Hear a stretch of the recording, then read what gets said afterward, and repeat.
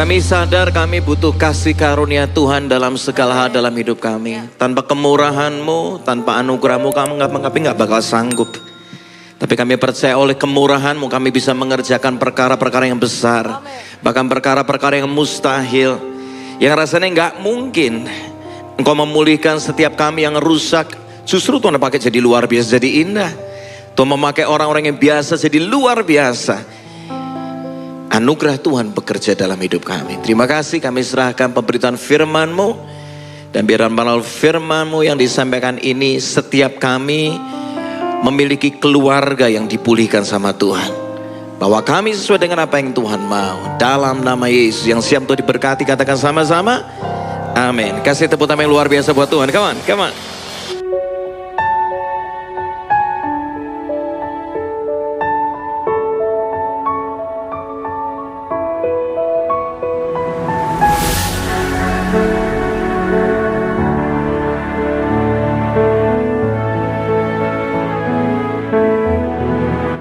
Silakan duduk kembali, silakan duduk kembali.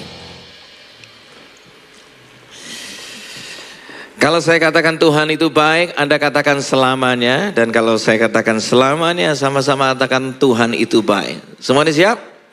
Siap. Tuhan itu baik? Selamanya? Kasih tepuk tangan dulu buat Tuhan. Ya. Nah, topik Februari ini bicara tentang keluarga. Ya.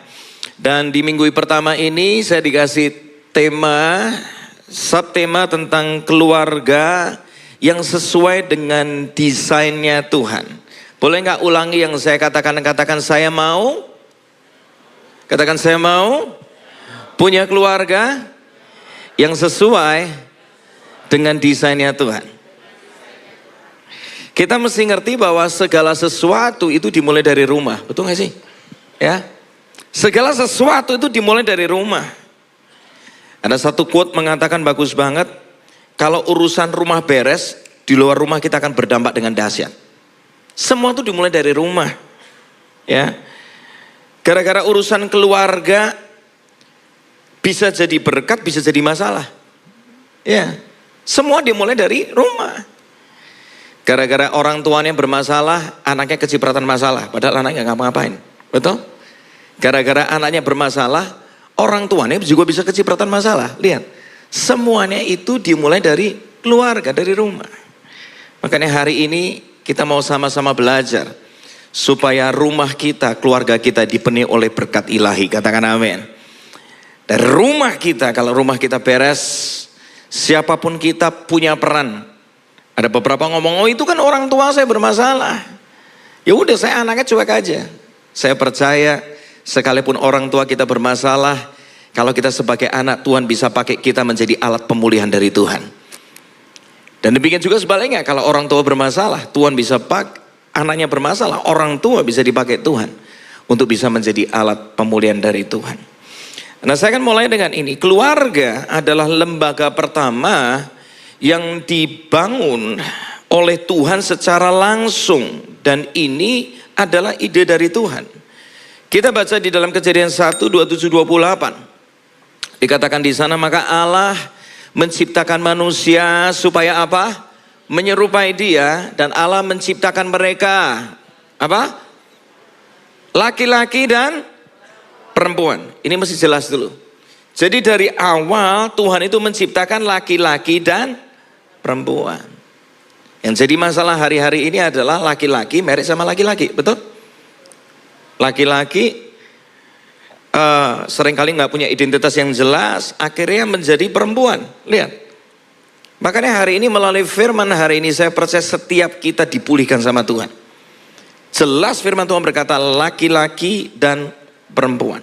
Ya, jadi pernikahan itu antara laki-laki dan perempuan. Apapun yang keluar dari perintah Tuhan, ujungnya pasti masalah akan menanti tuh. Karena kita keluar dari cara mainnya Tuhan, dari desainnya Tuhan. Ayat 28 dikatakan, kemudian Allah memberkati mereka, beranak cuculah, hingga kalian menjadi apa? Banyak, penuhilah seluruh bumi dan berkuasalah atasnya. Hendaklah kalian berkuasa atas semua binatang di laut, di udara, dan di bumi. Pernikahan yang dipenuhi dengan berkat Tuhan akan mendatangkan banyak berkat yang tidak terbatas. Dengar ini. Pernikahan itu jadi indah kalau ada berkat Tuhan di sana. Gak kaget kalau pernikahan yang dipenuhi dengan berkat Tuhan akan melahirkan keturunan ilahi. Keturunan orang-orang yang takut akan Tuhan. Ada satu quote ngomong bagus banget. Daripada menjangkau jiwa lebih mudah melahirkan jiwa. Katanya gitu. Benar kan? Karena semuanya dimulai dari keluarga, lebih mudah. Ya. Dan kalau dipenuhi dengan berkat Tuhan, maka keluarga itu akan membawa dampak atau pengaruh yang luas loh. Lihat. Di Indonesia ada nama-nama marga tertentu. Gak tahu kenapa marga itu pokoknya rata-rata semuanya jadi pengacara gitu. Betul? Ada marga tertentu rata-rata jadi pendeta. Ada. Saya kalau dengar marga tertentu, lu keluarganya ini pendeta berarti ya. Gitu. Ya. Artinya dari keluarga itu bisa punya dampak yang luas loh. Jadi jangan pernah remehkan tentang bicara tentang keluarga. Dampak itu bisa luas. Dunia bisa dipengaruhi dengan sesuatu yang baik. Gara-gara dimulai dari keluarga. Banyak orang juga gara-gara menikah punya keluarga yang sehat diberkati Tuhan. Semua yang ada dalam hidupnya jadi meningkat. Karakternya lebih baik, karirnya lebih meningkat. Tuh lihat, semua dimulai dari apa? Keluarga. Makanya kita harus kembali kepada keluarga sesuai dengan desainnya Tuhan. Ya, Kejadian 2:18, kita mulai satu demi satu. Tuhan Allah berfirman, sama-sama baca, dikatakan apa? Tidak apa? Baik, kalau manusia itu seorang diri saja, aku akan menjadikan penolong baginya yang sepadan dengan dia. Tuhan itu lihat gitu, gak baik kalau manusia itu seorang diri. Artinya setiap kita gak bisa memungkiri fakta bahwa kodrat kita adalah makhluk sosial. Sama-sama katakan makhluk sosial. Kita ini gak bisa hidup sendirian, kita selalu butuh orang lain untuk menolong. Setuju ya? Sebaik-baiknya kita selalu butuh orang lain untuk melihat apakah kita lebih baik apa enggak. Untuk membantu kita. Ya, kalau kita sakit kita selalu butuh bantuan orang lain kan. Ada dokter yang harus kita datangin. Lihat, selalu butuh bantuan dari orang lain.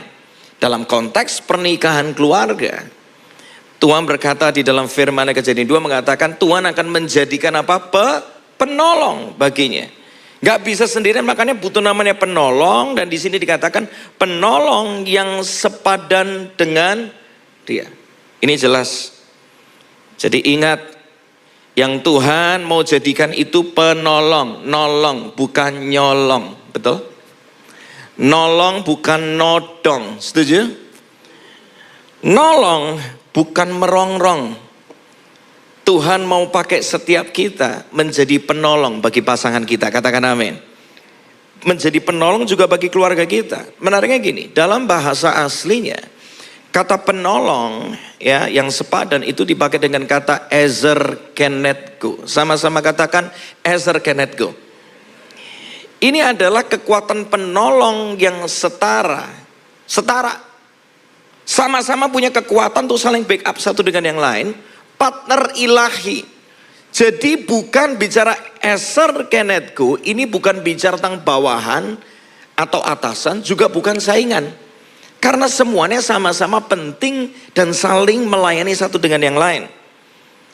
Jadi kalau namanya suami, selalu ingat istrimu adalah partner ilahi yang Tuhan berikan. Istri pun juga sama.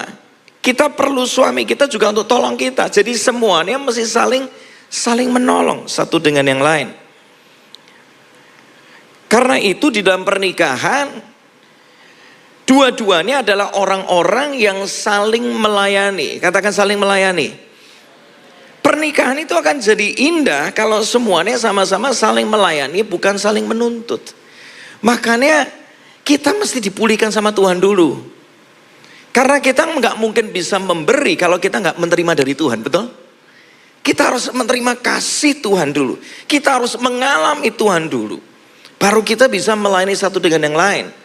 Yang terjadi hari-hari ini kenapa banyak pernikahan gagal? Karena mereka nggak ngalamin Tuhan, mereka nggak dipulihkan Tuhan dulu. Seperti dua gelas yang sama-sama kosong, akhirnya saling menuntut satu dengan yang lain. Tapi bayangkan kalau dua gelas itu sama-sama berisi penuh bahkan meluber. Karena dipenuhi kasih Tuhan, karena dipenuhi kebaikan Tuhan. Lihat, karena punya identitas yang sehat, maka akan saling melayani satu dengan yang lain. Dan ujungnya pernikahan itu penuh kemuliaan Tuhan. Lihat, inilah pernikahan yang Tuhan mau. Saling jadi ezer, genetku, satu dengan yang lain. Harus saling menghargai. Suami seringkali dikatakan seperti kepala. Ini cuma istilah yang seringkali dipakai. Istri itu seringkali dikatakan leher. Jadi kepala boleh sebagus mungkin, tapi kalau nggak ada leher nggak bisa lihat dengan luas. Betul nggak sih? Cuma lihatnya bisa gini doang. Nggak bisa lihat kiri dan kanan. Lihat. Seringkali istri saya itu membantu saya untuk melihat segala sesuatu dengan luas. Jangan gampang percaya dong sama orang itu. Kenapa yang? Nah, istri itu kadang-kadang punya tuh. Dikasih sama Tuhan intuisi, impresi untuk bisa melihat. Dan ternyata benar. Setelah dijalani, ternyata benar loh apa kata istri saya. Bersyukur saya punya ezer yang bisa menolong melihat segala sesuatu dengan luas. Semuanya saling membutuhkan. Ayat 19. Lalu Tuhan Allah membentuk dari tanah segala binatang hutan dan segala burung di udara. Dibawanya lah, di sana dikatakan apa? Semuanya dibawa kepada siapa? Manusia.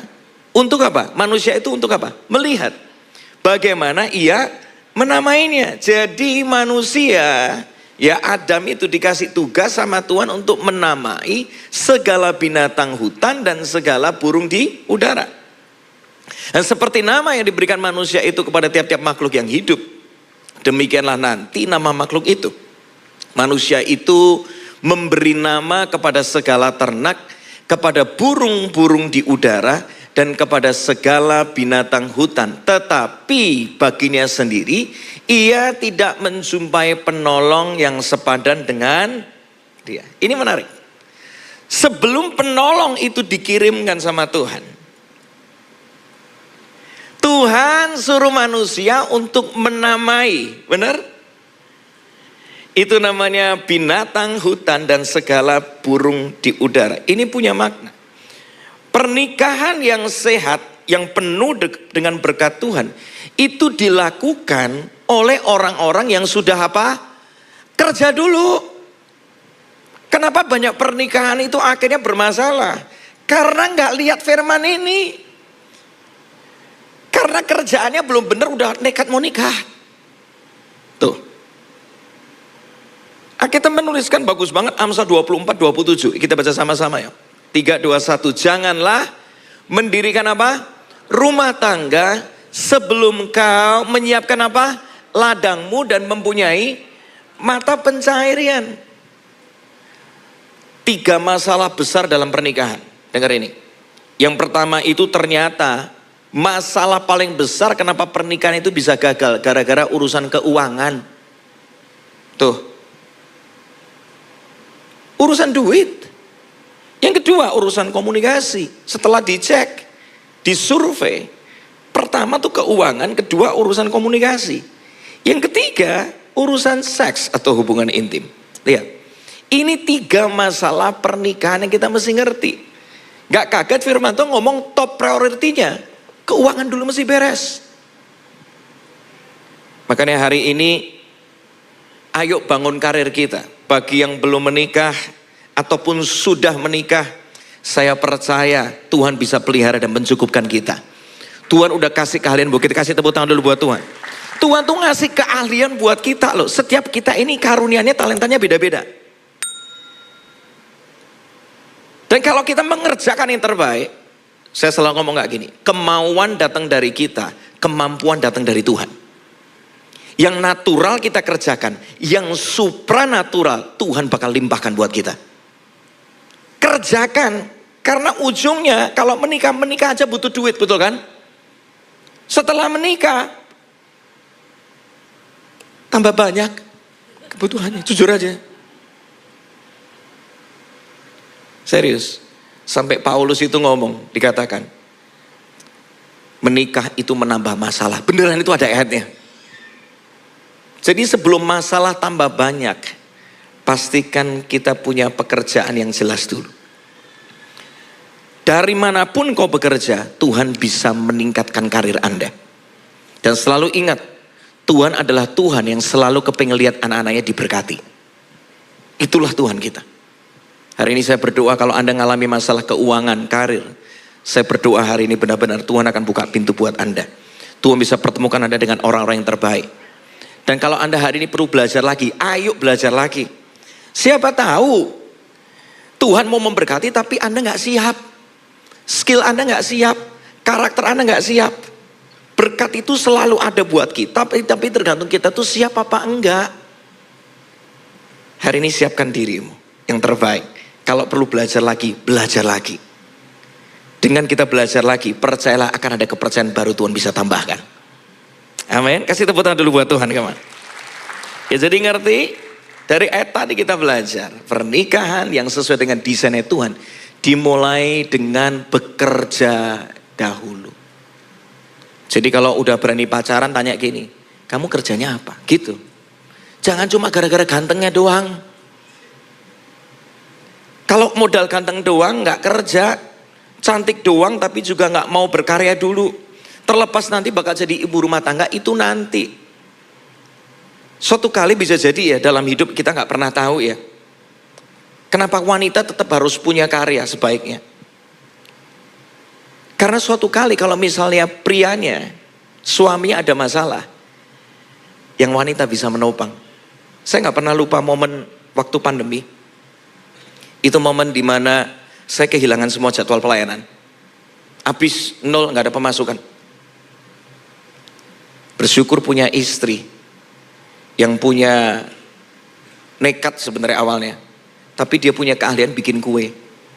Dan gara-gara pekerjaan kue dia itu, akhirnya bisa menopang rumah tangga kami. Lihat.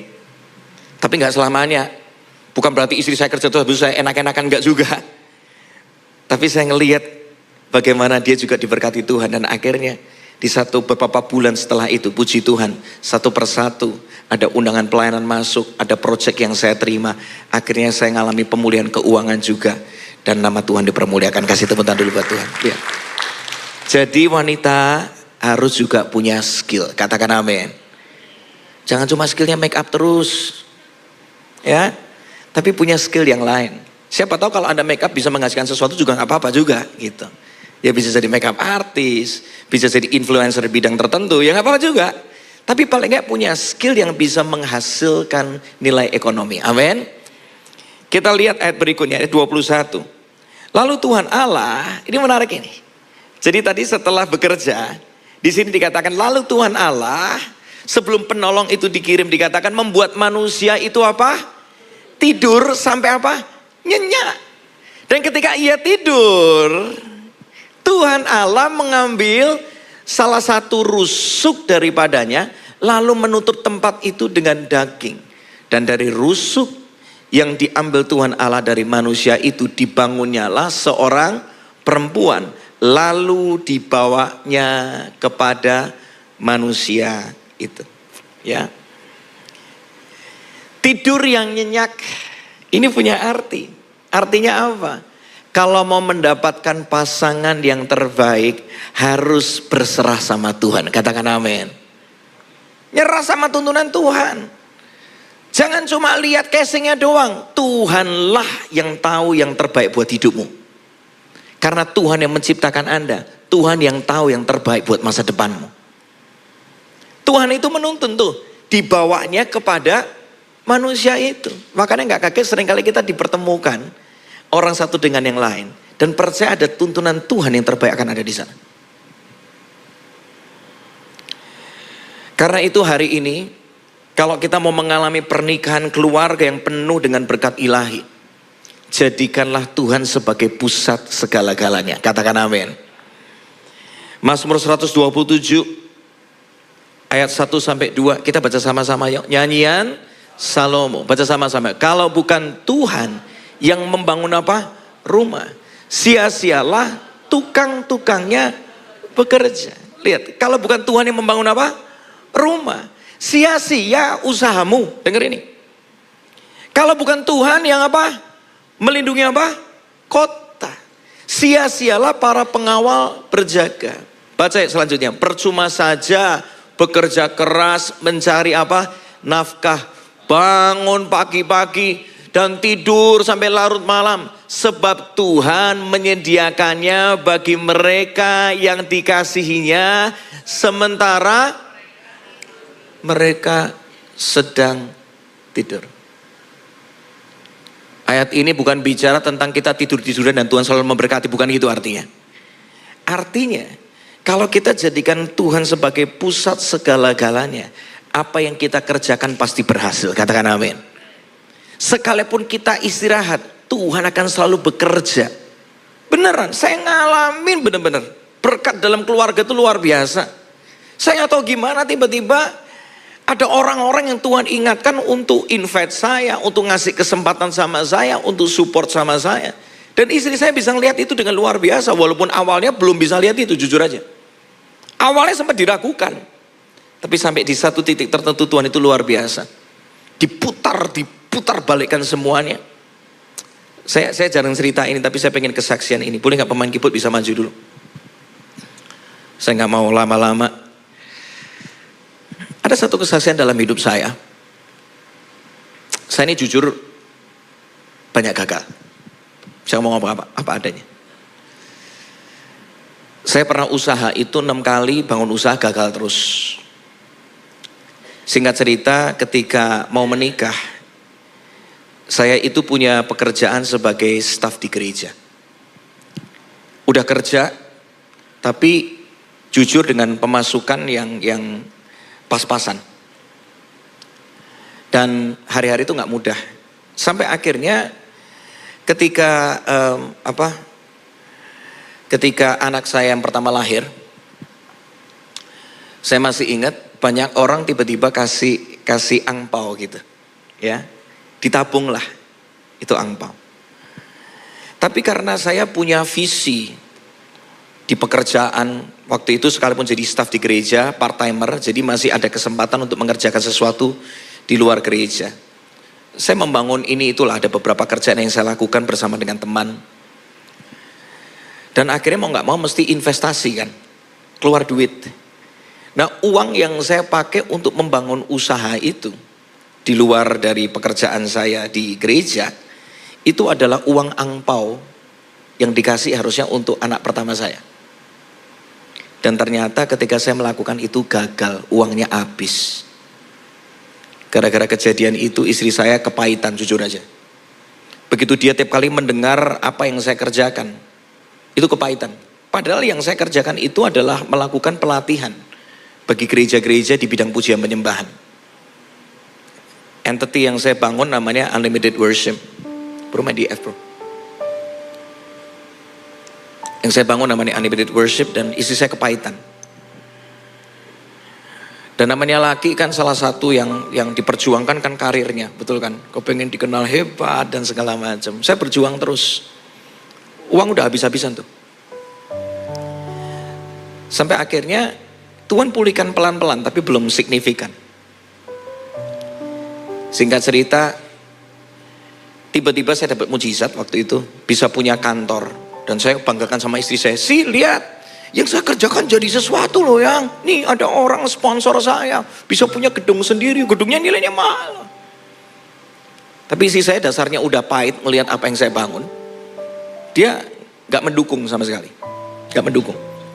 Sampai dia ngomong kayak gini, "Kamu gak usah punya acara peresmian tempat segala macam, gak usah." Saking pahitnya dia mendengar apa yang saya kerjakan. Singkat cerita, pandemi datang, kantornya masih tutup. Waktu kantornya tutup, itu langsung dia ngomong, "Bener kan yang aku ngomong? Kamu udah ngabisin duit berapa? Lihat sih, kemarin kamu ada berkat lagi, sekarang habis lagi kan? Lihat." Sampai satu malam istri saya nangis. Dia ngomong satu kata-kata yang saya gak pernah lupa sampai hari ini. "Sekarang kamu milih, kamu pilih Unlimited Worship atau kamu pilih aku?" Bayangkan. Saya tuh ngalamin. Ya kalau udah pilihnya gitu kan pilih istri lah ya. Udah gak bisa apa-apa. Saya nangis hari itu. Istri saya nangis semalaman. "Kamu pilih hari ini. Kamu kejar ambisimu Atau kamu mau perjuangkan aku? Denger yang kali ini yang sampai dia ngomong kayak gitu. Nangis dia semalaman. Kamu gak pernah mau denger aku. Hari itu akhirnya saya ngomong sama diri saya. Ya udah, stop punya ambisi apapun, visi tentang melayani ini itu udahlah, letakkan semua. Kembali ke keluarga dulu. Saya akhirnya rangkul istri saya minta maaf. Yang sorry, aku mungkin selama ini terlalu kejar ambisi. Saya peluk dia. Dan itu belum langsung pulih. Saya cuma fokus ke keluarga. Hari itu saya gak ambil jadwal pelayanan gimana juga, gak ada pelayanan juga. Jadi waktu itu benar-benar ambil waktu lebih banyak sama keluarga. Dengan apa yang masih ada tentunya. Istri saya waktu itu sibuk kerja juga. Kita atur waktu sedemikian rupa, intinya punya waktu keluarga lebih banyak. Singkat cerita, bulan Desember 2020, berarti hampir ya 5 tahun yang lalu lebih. Tiba-tiba ada teman datang ke rumah. Bro, aku punya ide bagus. Ide apa? Gimana kalau kamu bikin lagi unlimited worship? Bro, tolonglah bro. Itu satu nama itu udah menghancurkan keluarga saya. Sampai saya ngomong, no. Tiba-tiba ada teman lain lagi, telepon saya. Ki, aku kok ngerasa digerakin kamu mesti kembali bangun unlimited worship lagi. Itu suara dari mana? No. Sampai akhirnya saya doa lagi dong, Tuhan, yang Tuhan mau apa? Saya minta tuntunan Tuhan hari itu. Dan akhirnya saya ngomong sama teman saya. Kebetulan mereka ini lagi deket. Pak sang suami istri ini kebetulan gara-gara pandemi itu deket banget dengan keluarga kita. Tuhan kasih hikmat. Kalau ini memang yang Tuhan mau, istriku harus ACC. Kalau nggak ada support dari istri nggak ngomong ya sudahlah, nggak ada berkat di sana, percuma. Tiba-tiba teman saya datang ke rumah hari itu. Tibalah kita ke satu topik pembahasan yang pahit itu, yang mengecewakan itu. Ngomong tentang unlimited worship. Terus tiba-tiba luar biasa nih, saya percaya itu Tuhan nih. Ketika saya sudah let go semua nih, sudah meletakkan semua nih. Tiba-tiba itu saya bisa ngomong kayak gini. Kalau memang kamu mau membangun itu lagi, boleh tapi dengan syarat. Ini temanmu ini harus ikutan bantu kamu. Kamu gak bisa sendirian. Kalau kamu mau melakukan itu, ya udah aku boleh. Lampunya gak langsung hijau, masih lampu kuning tuh. Gitu ya sayangnya. Tapi saya gak langsung semangat. Saya ngerasa masih ada satu ganjalan yang harus dibereskan. Bulan Februari 2021. Teman saya tiba-tiba ngasih kabar saya. Bro, santai, tempatnya sudah aku bangun. Hah, maksud kamu gimana? Dia ini kan kerjanya kontraktor gitu. Tempatnya udah aku bangun, maksud gimana? Ada, pokoknya gua mau bikinin lu satu tempat ini supaya lu bisa produksi dan lu bisa bikin training ini itu. Bro, bentar. Ini bisa jadi masalah keluarga baru masalahnya. Tapi Tuhan tuh luar biasa, again. Di dalam kesatuan tuh ada berkat Tuhan. Kasih tepuk tangan dulu buat Tuhan. Kisah berikutnya gini. Ketika istri saya udah mulai mendukung. Tiba-tiba, itu bulan Februari, teman saya ngomong mau bangun satu tempat untuk produksi. Sekarang kita sempat bertukar pikiran juga. Dan tiba-tiba, bulan Maret, akhir Februari, awal Maret lah. Saya ketemu dengan satu cable TV provider yang besar di Indonesia. Kalau saya sebutkan brandnya Anda mungkin akan tahu gitu. Ternyata mereka itu lagi butuh konten tentang worship. Dan saya mesti produksi itu baru tiap bulan. Singkat cerita ketika kita ketemuan, dapat kontraknya, puji Tuhan angkanya luar biasa lah pokoknya.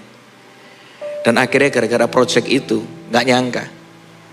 Akhirnya justru keuangan kami dipulihkan total luar biasa sama Tuhan. Kasih tepuk tangan buat Tuhan. Ya. Sampai akhirnya istri saya mulai ngulangi kerjaannya. Ya awalnya kan kue dan segala macam. Akhirnya fokus ke anak-anak. Lebih banyak waktu buat anak-anak. Dan akhirnya dia menyadari. Bener ya. Ternyata kalau kita bersatu. Ternyata kalau kita mendahulukan Tuhan dulu. Berkat itu gak pernah habis buat kita. Sampai di satu titik ketika saya ngomong sama dia lagi, yang ini kontrak dari ini tiba-tiba diberhentikan. Tapi aku ngerasa ada satu angka yang mesti aku tabur untuk memperlengkapi orang-orang. Istri saya tiba-tiba ngomong gak gini, kalau itu yang Tuhan mau, kerjakan yang. Saya kaget. Hah? Itu rasanya bukan kamu tuh. Lihat, kalau Tuhan yang jadi pusatnya, dua bisa menjadi satu. Dan di dalam kesatuan ada berkat Tuhan yang tidak terbatas. Amin. Dan akhirnya nabur tuh. Saya gak pernah lupa 2023 nabur untuk sebuah project. Kita bikin kursus gratis. Dan kalau ngomong hari ini, kami kemarin barusan memulai awal tahun dengan doa, nangis sama-sama, bersujud di hadirat Tuhan. Itulah yang menguatkan pernikahan kami. Dan puji Tuhan sampai hari ini kami gak pernah kekurangan. Justru saya bersyukur saya punya istri yang selalu memberi. Luar biasa. Lihat. Awalnya gak mudah. Awalnya semuanya rasanya rusak tuh. Tapi kalau kita jadikan Tuhan pusat segala-galanya, yang rusak bisa Tuhan pulihkan. Yang dulu rasanya tercerai-berai bisa Tuhan satukan. Amin. Jadikan Tuhan sebagai pusat segala-galanya. Tidur nyenyak artinya berserahlah kepada Tuhan. Jadikan Tuhan pusat segala-galanya. Ada satu quote bagus banget. The family that pray together stays together. Keluarga yang suka doa sama-sama akan tetap kuat sama-sama. Lihat. Lagi quote berikutnya. Mother Teresa melanjutkan itu. And if they stay together. Dan kalau mereka itu tinggal sama-sama. Bersatu sama-sama.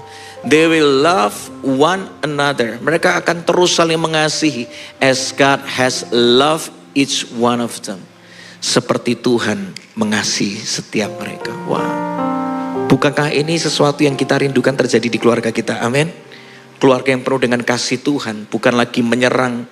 Bukan lagi menjelekkan satu dengan yang lain. Tapi respect. Mengasihi. Melayani satu dengan yang lain. Semua karena kasih Tuhan. Amsal 24 mengatakan yang sama. Baca sama-sama yuk. Rumah tangga dibangun dengan apa? Hikmat dan pengertian. Lihat. Ayat ini berkata rumah tangga dibangun itu dengan apa? Hikmat. Membangun pernikahan cinta saja gak cukup. Katakan yes. Masalahnya gak bisa bayar cicilan pakai cinta kan. Yang ini waktunya bayar cicilan rumah. Sarangnya gak bisa. Ngambil keputusan buat anak, ngambil keputusan buat masa depan gak bisa. Cuma pakai sarangnya gak bisa. Butuh hikmat dari Tuhan. Butuh kebijaksanaan untuk melihat segala sesuatu sehingga bisa ambil keputusan yang terbaik.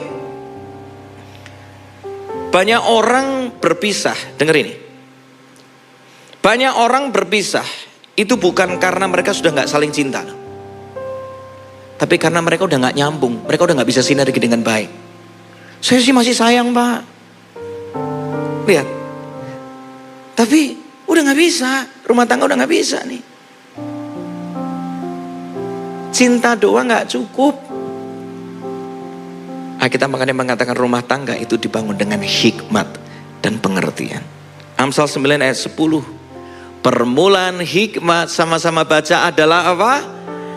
Dimulai dengan ini, takut akan Tuhan. Inilah desain yang Tuhan mau. Makanya kalau satu keluarga, mungkin ada beberapa dari Anda, Pak Frankie, Pastor Frankie, saya cuma sendirian yang sungguh-sungguh dalam Tuhan, gak apa-apa. Satu orang ngalamin Tuhan, seisi rumahnya bisa ngalamin Tuhan juga. Gak perlu tunggu yang lain.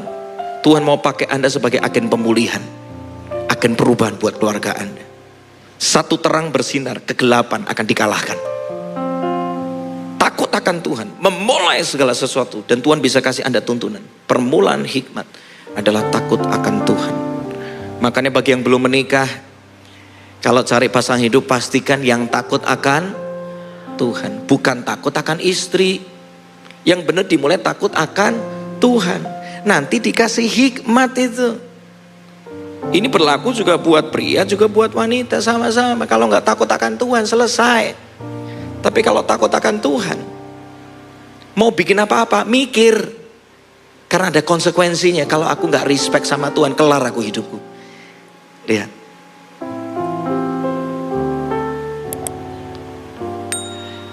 Saya lanjutkan dengan ayat bagian terakhir.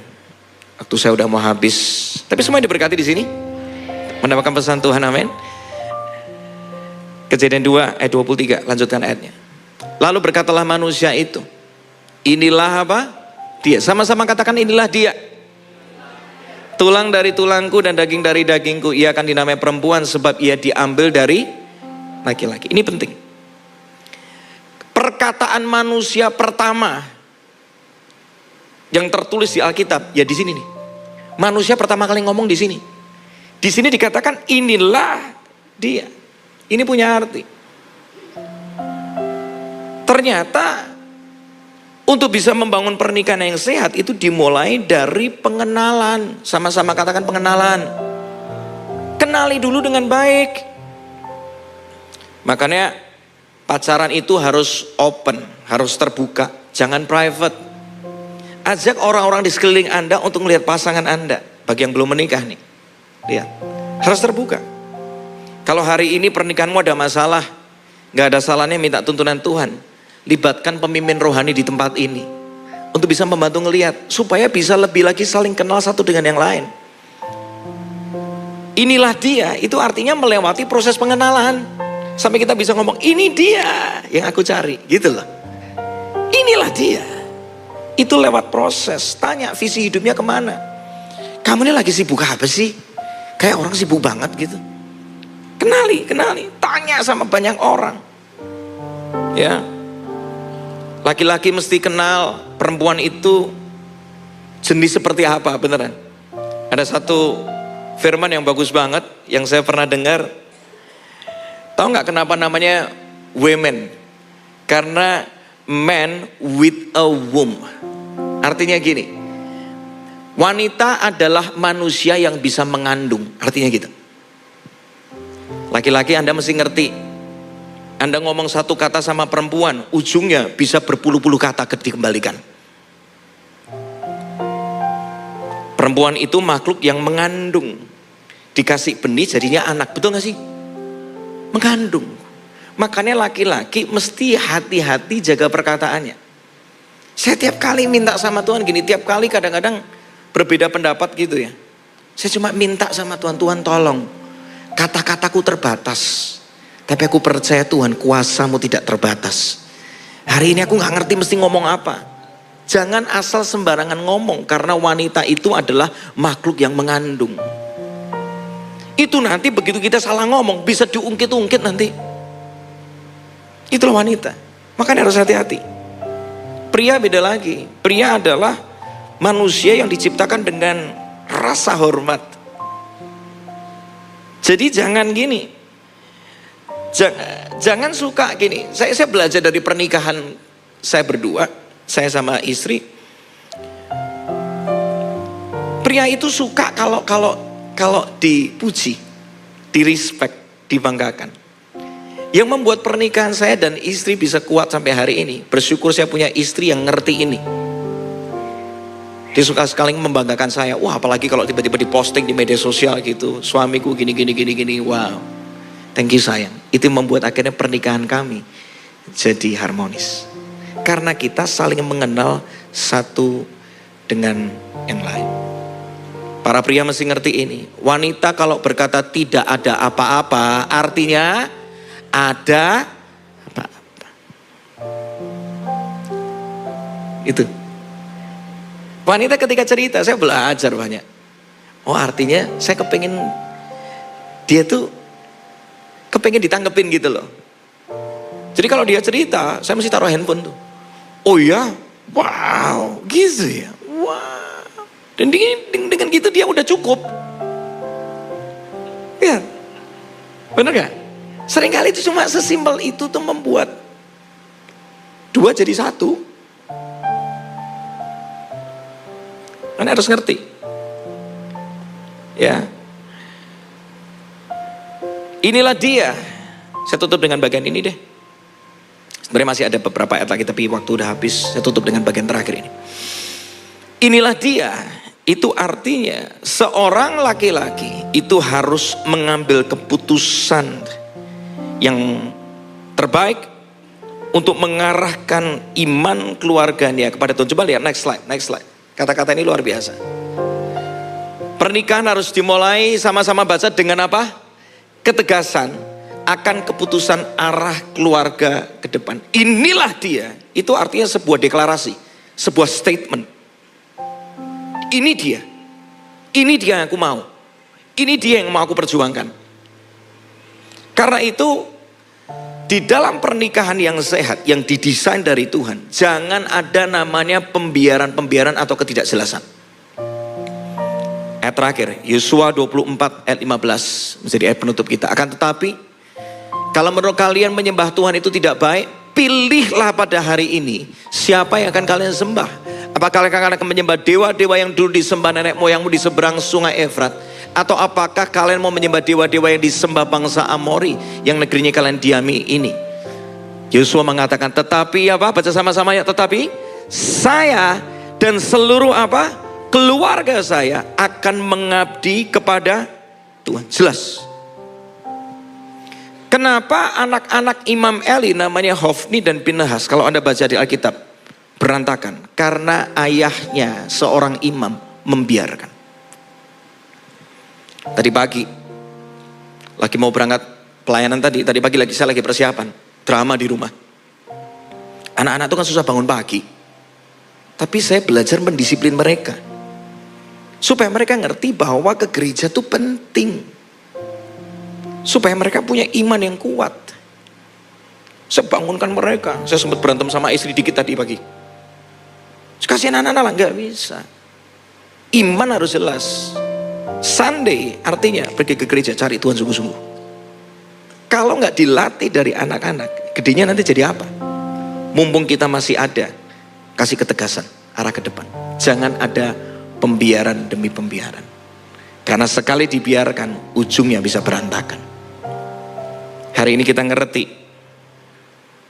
bahwa mengajarkan untuk sebuah ketegasan itu juga harus diulang-ulang. Sama-sama katakan harus diulang-ulang. Saya mesti mengajarkan itu. Saya ngomong buat para pria terutama. Ajarkan. Punya prinsip. Saya ngajarin anak saya sopan santun mesti berulang-ulang. Punya ketegasan. Tolong disapa dong om tante itu ngomong apa. Tolong disapa dong ini. Kalau dikasih barang ngomong apa? Thank you. Kalau masuk ke rumah orang ngomong apa? Ini. Kalau ini. Lihat. Karena punya ketegasan, akhirnya anak bisa punya kedisiplinan. Dia tahu mana yang terbaik. Jangan ada pembiaran. Saya berdoa hari ini, firman ini, sekalipun gak sampai komplit, nanti kalau Anda mau dapat komplitnya lebih lagi nanti di ibadah. Saya akan balik lagi nanti di ibadah sore jam 4 ya bro. Jam 4 atau jam 5? Jam 5. Kita bisa bahas tuntas sampai selesai. Dan saya percaya akan ada bekal firman yang luar biasa.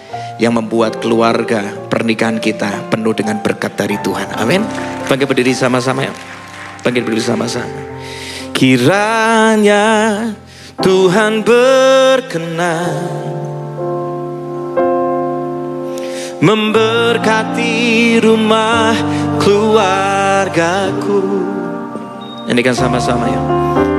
Apa yang Tuhan berkati, katakan diberkatilah. Diberkatilah untuk selamanya. Dari atas sama-sama katakan, menit terakhir ini hampiri Tuhan sama-sama. Kalau hari ini kau belum menikah, hampiri Tuhan. Tuhan pulihkan aku.